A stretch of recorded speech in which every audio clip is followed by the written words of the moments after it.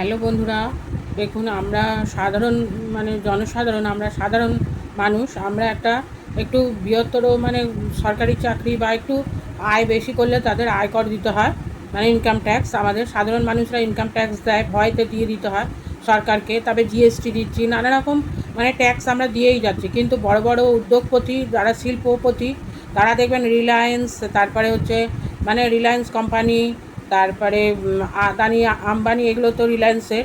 তারপরে আরও সব বড় বড় উদ্যোগপতিদের দেখবেন কত ব্যাংকে তাদের ধার কী বলে কর্জা পড়ে থাকে। সেই সব তাদের হচ্ছে সরকার মুকুব করে দিচ্ছে। কিছু নিচ্ছে, আর বেশিরভাগ 80%, 70%, 80%, সব 90% সব মুকুব করে দিচ্ছে এই টাকাগুলো। যেইগুলো ব্যাংকে তাদের হচ্ছে ধার আছে, সেগুলো মুকুব করে দিচ্ছে সরকার। কেন মুকুব করবে কেন?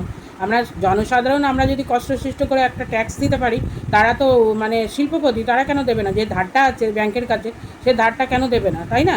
সেই ধারটার মুকুব করে দিচ্ছে 70%, 80% সব মুকুব করছে প্রত্যেকটা শিল্পপতিকে। তাহলে এই লোকসানটা কার হচ্ছে? দেশের হচ্ছে তো এই লোকসানটা, তাই না? এই লোকসানটা দেশেরই হচ্ছে, দেশের ক্ষতি হচ্ছে।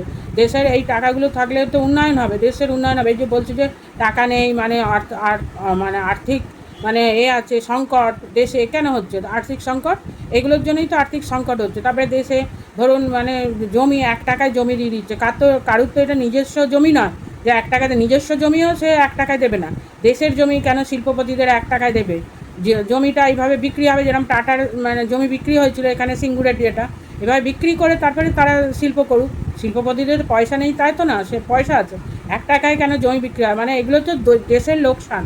দেশের লোকসান করে যে ক্ষমতায় থাকবে, সে তো দেশের কেউ নয় ধরতে গেলে। তাকে আমরা জনসাধারণের ভোটেই তারা জেতে, তারা শিল্পপতিদের ভোটে জেতে না, এটা মনে রাখতে হবে।